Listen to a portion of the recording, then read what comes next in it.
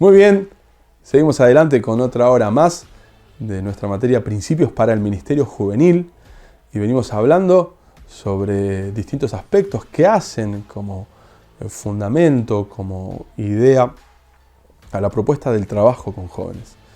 Hicimos una introducción, llamado, visión, planificación, desarrollo de equipo, ministerio relacional, pero hay un punto que queremos abordar en estas siguientes horas que tiene que ver con la sucesión ministerial, que tiene que ver con saber entender los procesos de transición, bien, que llevan de una etapa a la siguiente. Es algo que quizás no es muy recurrente hablar o mencionar porque trabajamos siempre sobre la hora. Trabajamos siempre sobre lo que tenemos que hacer, sobre nuestra responsabilidad, nuestra tarea, pero nos cuesta mucho proyectar hacia lo que viene. Y a veces proyectar hacia lo que viene también es tener en cuenta que es muy probable que nosotros no estemos presentes en lo que viene, sino que lo que viene lo van a disfrutar, lo van a vivir otros y bajo el liderazgo de otros. Hace unos años atrás me tocó realizar un viaje a un país en Asia, donde se habló sobre la sucesión ministerial. Claro, uno en América Latina está acostumbrado a ir a congresos y a eventos donde te hablan de recursos, donde te hablan de los desafíos del ministerio, donde te afirman y te bendicen y que ganarás, que triunfarás, de estrategias donde uno es inspirado, donde uno sale motivado, pero es muy raro estar en espacios, en eventos, donde se te hable de la sucesión, donde se te hable de lo que viene.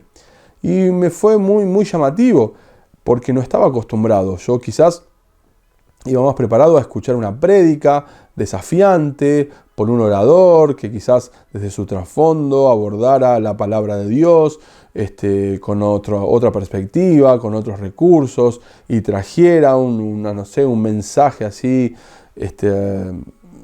de revelación, pero no, tuvo que ver justamente con lo que viene. Y eso es un desafío enorme. Primero aparece por nosotros. Dentro de la materia, en las distintas horas que fuimos conversando, te hablé de esto de proyectar el futuro, que el futuro es algo que debemos construir. El futuro no es algo que nos va a caer de imprevisto de un momento a otro, sino que al futuro tenemos que saber anticiparlo bien y trabajar de una manera en la cual estamos previendo situaciones que van a pasar. Hoy en día, luego de la pandemia o a causa de la pandemia, pero estamos viviendo el cierre de una era. Y en mi análisis, mi concepto, para mí, la vida post pandemia ha iniciado una nueva era, ha iniciado un nuevo tiempo. Bien, y nuestra generación está siendo testigo presencial del cierre de un ciclo, del cierre de un montón de formas, de maneras de hacer las cosas a las cuales nosotros estamos acostumbrados. Y ese cambio que se está dando es un cambio que no solamente tiene que ver con la iglesia local o con nuestras organizaciones a las cuales pertenecemos, sino que es un cambio global. Es un cambio que se está dando en un montón de áreas en el mundo. Algo significativo, por ejemplo, está siendo la edad de los mandatarios. Tenés, por ejemplo, un quiebre que se está dando en Norteamérica, donde los que presiden ahora tienen entre 60 y 70 años, pero se está dando una renovación en América Latina, donde aquellos que están teniendo una capacidad de liderazgo y capacidad de proyección a nivel político, a nivel gobierno, son personas que van entre los 40 y los 50 años. Hay un cambio rotundo. Lo vemos en algunos países de Europa, lo vemos en algunos países de América Latina. Está habiendo un cambio, está habiendo un cierre de una época. Y todas las personas que quizás no están dentro de esa franja etaria van quedando afuera. En algunos países de Europa, si vos no estás dentro del margen de la edad laborable, por más que tengas preparación y formación, pero no estás dentro de ese margen, te quedás afuera. O sea que la oferta laboral se va reduciendo. Bien, y hay otras personas que tuvieron que tuvieron que reinventarse, porque aquello por lo cual estudiaron y se prepararon por muchos años en sus vidas y tuvieron experiencia, etc., ahora ya no aplica a este contexto. Porque ya hay una máquina, ya hay un algoritmo que lo suplantó, ya hay una aplicación, ya hay un sistema informático que redujo ese rol laboral y ya no sos más tenido en cuenta. Hay un cambio que es presente, hay un cambio que es evidente, hay un cambio que no podemos negarlo. Como te mencioné en horas anteriores, no podemos quedarnos atrás. Tenemos que saber anticiparnos hacia lo que viene. Y ahí ingresa la idea de la sucesión ministerial. ¿Por qué? Porque no lo estamos viendo solamente como algo que tiene que ver con este ahora. Lo estamos viendo como algo que va a venir hacia adelante. Y te puedes preguntar, ¿qué tiene que ver eso conmigo? Yo estoy sirviendo al Señor, yo estoy trabajando, yo estoy dando mi vida, proyectándome hacia lo que el Señor me prometió, etc. Sí, pero ¿sabes qué? Toda obra que el Señor confía a nosotros, bien, no puede terminar en nosotros, sino que nos tiene a nosotros como un medio. No somos dueños de la obra. El dueño de la obra sigue siendo el Señor. La iglesia no nos pertenece a nosotros. Él es el Señor de la Grey. Y fíjate qué interesante esto, porque este principio Pedro lo entendió. El apóstol Pedro fue al que Jesús le dijo, apacienta mis ovejas. Se lo dijo. Jesús se lo dijo, apacienta mis ovejas. Por eso Pedro, en el capítulo 5 de su primera carta, va a hablar de la grey de Dios, va a hablar del rebaño de Dios. Bien, y va a decir que no seamos dueños de la grey de Dios, que no nos enseñoreemos de las personas a las cuales el Señor puso a nuestro cargo. Entonces, ¿qué entendés? Que hay una obra, hay una tarea que es del Señor y nosotros somos un medio, nosotros somos la continuidad de esa obra, somos la continuidad de una tarea que quizás comenzaron otros y tuvo su secuencia con otras personas y nos tiene a nosotros dentro de esa secuencia, dentro de esa continuidad, pero para que la obra que es del Señor se lleve adelante, continúe. Entonces, cuando hablamos de sucesión ministerial, estamos proyectando lo que viene. Proyectar lo que viene es trabajar de manera intencional hacia el futuro. Es trabajar de una manera trascendente hacia el futuro. Es intencional, es trascendente, es decir, va más allá de nosotros y es pertinente. Intencional, trascendente y pertinente. Pertinente, ¿por qué? Porque responde a este tiempo, a lo que nosotros estamos viviendo. Bien, los cambios son cada vez más rápidos y vertiginosos. Entonces, hay una tarea que tiene que ver con este ahora, con esta nueva era, con lo que se viene por delante y lo que ya estamos viviendo, con este futuro que quizás se nos adelantó a causa de la pandemia, ya. Entonces estoy siendo pertinente, estoy siendo consecuente justamente a la realidad que nos aboca. La sucesión ministerial va a desafiarte a comenzar un mentoreo. Y yo acá quiero rescatar algunos puntos que creo que van a ser importantes para introducir este tema. Lo primero tiene que ver con mentorear. Bien, te hablé de desarrollar un equipo de trabajo. Te hablé de un ministerio relacional. Y ahí es justamente donde estamos proyectando. Donde no sabemos quién va a ser. Porque a veces hay decisiones que no dependen de nosotros. Dependiendo de cómo sea administrada tu iglesia local, quizás los que llegan a pastorear o a dedicarse al trabajo de adolescentes o jóvenes, bien, ya vienen con la orden desde arriba, desde quien está en autoridad. Pero en algunos otros espacios se da la posibilidad de ir formando, de ir proyectando ministerio, servicio. Por eso es muy importante esto de enseñar cómo hacer las cosas. Una de las ideas que leía era justamente de saber mostrar el circuito de la toma de decisiones. Te hablaba de que la oración y la lectura de la palabra son fundamentales para la toma de decisiones, pero también hay un cómo. ¿Cómo llegamos a esta decisión? ¿Cómo llegamos a este nuevo escenario que se nos está planteando? ¿Cómo? Bueno, este es el recorrido. Y a veces solamente proyectamos o contamos la parte final. Solamente decimos el resultado. Esto es lo que vamos a hacer. Esto es lo que alcanzamos. Esto es lo que logramos. Pero no estamos haciendo parte del circuito de la toma de decisión. Entonces, cuando comenzamos a trabajar en mentorear a un grupo, proyectando liderazgo, también les estamos enseñando a reconocer el circuito para que digan: así es, así, con razón, por eso hacen esto, por eso hacen aquello. Y eso es justamente la implementación de la visión, implementación de lo que hemos planificado. Por eso, en segunda instancia, es que entendemos un proceso. Hay un proceso del cual no me estoy alejando, bien, sino que lo estamos viviendo. Y hay un proceso que se va a dar. No somos dueños de la tarea que llevamos adelante. No sos dueño de la obra que te fue confiado. Sos dueño del cómo, pero no de la obra. Y al no ser dueño de la obra, no somos dueños de nuestra propia vida. Y acá me detengo unos minutos. A nosotros nos toca entender que somos de Dios, ¿bien?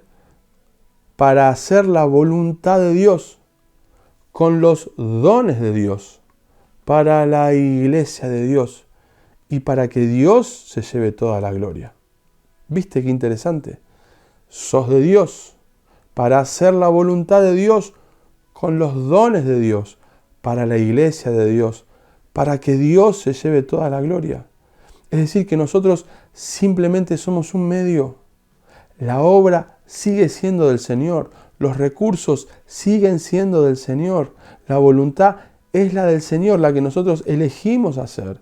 Y Él va a ser glorificado a través de tu vida, a través de mi vida. Por eso es que nos entendemos como un medio. Somos facilitadores de la vida de Dios en la vida de las personas. Sos un facilitador de la gracia de Dios en la vida de otros. Entonces, cuando vos entendés que hay una obra que es del Señor, vos solamente tenés que ser muy responsable, muy buen administrador de ese cómo. Pedro también va a decir: sean buenos administradores de la gracia de Dios. Y si Dios te ha dado una gracia para liderar, para servir, sé un buen administrador para que el mensaje, para que la obra siga adelante, y acá voy a decir algo que te duela, que siga adelante a pesar de vos. Siga adelante teniéndote a vos como actor principal o no. Que la obra siga adelante. ¿Por qué? Porque estamos para facilitar esta gracia en la vida de los otros. Por eso entendemos el proceso. Entendemos que no somos dueños. Entendemos que estamos de paso.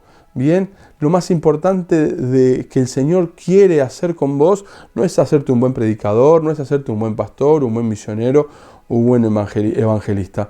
Lo más importante que el Señor quiere hacer con vos es hacer de vos un muy buen hijo de Dios. Y en ese proceso quizás vas a tomar forma de pastor, quizás vas a tomar forma de predicador, de evangelista, de misionero, de la idea diversa que tengas del ministerio. Pero lo más importante es la formación del hijo en tu vida.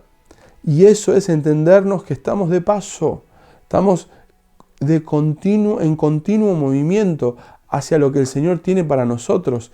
Y en ese proceso vamos sirviendo en diferentes áreas. Por eso en esta sucesión, en esta proyección de lo que viene, de lo que va a suceder, no solamente mentoreamos, no solamente entendemos el proceso, sino que quizás va a haber personas que van a comenzar a aparecer. ¿Bien? Quizás va a haber personas que van a asomarse donde va a haber ahí una decisión acompañada en oración, etcétera, para una identificación. Te hablé del viaje que realicé. Y una de las charlas que se dieron en Singapur, en Asia, fíjate hasta dónde me fui, fue donde estaba el pastor fundador de la obra y al lado de él estaba el pastor que lo sucedió en la obra. Y fue muy interesante porque fue una charla muy sincera, fue una charla muy amena. Y este pastor, fundador de la obra, hablaba de cómo habían iniciado bien la obra en esos años, los recursos, cómo comenzaron a crecer y pudieron comprar el templo, pudieron comenzar a armarlo y a darle mayor comodidades para las personas. Desafío enorme, impresionante. Y ahí mostraban, en una placa, mostraban números, que a veces los números para nosotros son fríos, pero los números ayudaban a identificar en qué año se fundó, cuántos miembros activos, cuántos obreros, cuánto ofrendaban para misiones, cuánto ofrendaban para la apertura de nuevas congregaciones. Números, ¡wow! Impresionante. Pero el pastor va contando su experiencia y cuenta que de pronto ya entendía que era el tiempo de iniciar un proceso de sucesión ministerial y dice, al lado de quien lo sucedió, dice, él no era nuestro plan. Él no era nuestro plan. Y lo dice. ¿Bien? Entonces comienza a hablar de la persona que para ellos iba a ser el sucesor. Y ahí yo luego te voy a mencionar características en la sucesión. Solamente menciono uno, pero luego la voy a repetir. Dice, era alguien de nuestro ADN. Había crecido con nosotros, conocido al Señor con nosotros, creció como obrero, se formó en un instituto bíblico, recibió recursos, etc. Y teníamos todo proyectado para que esto sucediera. Y cuando estaba llegando el tiempo, donde, ya luego te voy a mencionar, un proceso que se da en 5 años aproximadamente, que es el consejo, pero te estoy hablando a nivel pastoral general, esta persona que iba a sucederlo cae en una enfermedad tremenda. Una enfermedad que lo dejó sin posibilidades físicas de poder llevar la tarea de administrar una iglesia adelante. Y este pastor dijo, y aunque él no era nuestro plan original, siempre fue el plan original de Dios. Y ahí nos tapó la boca a todos. Y de pronto, este pastor le da la palabra al pastor que lo sucedió y proyectan una placa, ¿bien? Y ahora proyectaban los años, ¿bien? Que siguieron luego de la fundación. Y ahí mostraban cómo habían crecido en membresía, cómo habían crecido en los ingresos económicos, cómo habían crecido en las ofrendas que enviaban a misiones, a plantación de iglesias, cómo habían crecido en cantidad de obreros activos, cómo habían diversificado las distintas áreas de servicio. ¡Wow! Impresionante. Por eso es que la persona a veces no es la persona, simplemente es la persona. ¿Me expliqué? Y eso es importante entenderlo en un proceso proyectado, donde vos entendés que lo que Dios les dio a ustedes como jóvenes, como ministerio en la iglesia local, es una tarea que tiene que continuar, que tiene que exceder a tu persona, a tus formas, sino que tiene que ir más allá. Y eso es saber entender el proceso, para que llegado el momento sepas dar un paso hacia adelante. El paso siempre es hacia adelante, nunca es un paso hacia el costado, siempre es hacia adelante, porque aquellos que se mueven hacia adelante están invitando que aquellos que están atrás también den un paso hacia adelante, también crezcan, también tengan desarrollo y crecimiento en lo que Dios les dio. Y ese paso hacia adelante también tiene que ver con que vos des un paso más cerca de aquello que el Señor tiene o pensó en vos. Hay beneficios en la sucesión. Y uno de estos beneficios tiene que ver con no comprometer el ADN. Alguien que conoce nuestro ADN, que sabe quiénes somos, que conoce nuestra identidad, no va a comprometer el ADN.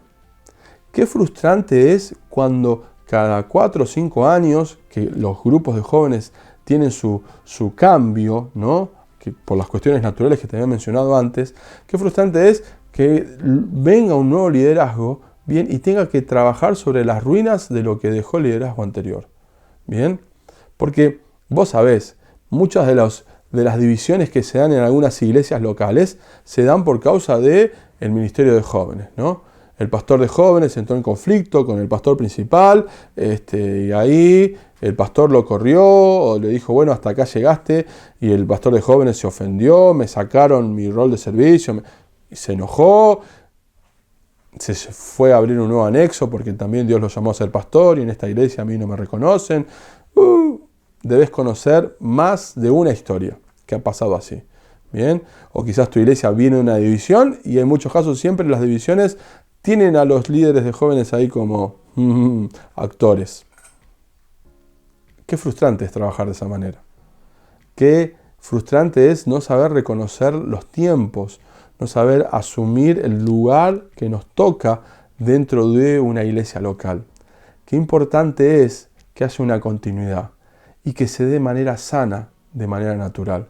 Conozco casos donde las sucesiones han sido muy naturales y muy saludables, donde quizás nuestra historia nos predisponía a una crisis, nos predisponía a que haya, no sé, una merma en la asistencia de jóvenes, de que se fueran porque ahora no está más nuestro líder, nuestro pastor.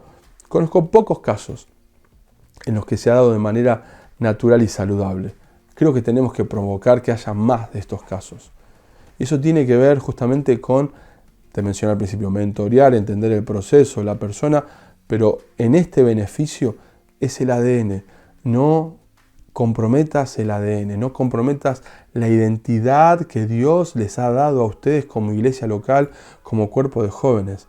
Quien tenga que venir tiene que ser alguien que creció, que aprendió, ¿no? Que vivenció, que tuvo experiencias en el mentoreo, en el liderazgo y que no va a comprometer justamente todo lo que ha recibido. Por eso, cuando la persona que viene es parte, es hijo nuestro, el liderazgo justamente va a saber reconocer a esta persona, porque es alguien que lo vieron crecer. Y cuando nosotros promovemos salud, promovemos espacios donde nos sentimos reconocidos, contenidos, acompañados, no va a haber competencia. No va a haber gente que va a tener que decir, ahí voy yo, ahí me tocaría estar a mí, ¿por qué él? ¿Por qué no me eligieron a mí? Bien, puede haber esas situaciones, seguro, pero cuando nosotros somos intencionales en ser sanos, en ser saludables, en dialogar, en escuchar, lo que va a suceder es que las personas que lo vieron crecer se van a alegrar, porque van a entender que lo que estamos llevando adelante no se compromete, que nuestros logros no están quedando ahí a la deriva. Y por último lugar, el equipo crece, el equipo se fortalece, el equipo cobra mayor ánimo porque entiende que hay una nueva etapa, se renuevan las expectativas, se renueva el entusiasmo, se renueva justamente esta idea de poder tener mejores ideas, poder tener mejores estrategias, no negociar el fundamento, no negociar nuestras bases, pero sí nos entusiasmamos hacia lo que viene. Qué importante es que puedas trabajar en la sucesión ministerial y puedas proyectar hacia lo que viene. Nadie es dueño de los tiempos, tampoco nadie es dueño de la iglesia, pero sí podemos ser claros en el cómo. No quedarnos solamente mirando lo que estamos haciendo ahora, sino también mirar hacia lo que viene. Y lo que viene necesita muchísimo de nuestra administración, de nuestra sana responsabilidad, para que la obra continúe, porque el Señor de la obra sigue siendo el Señor.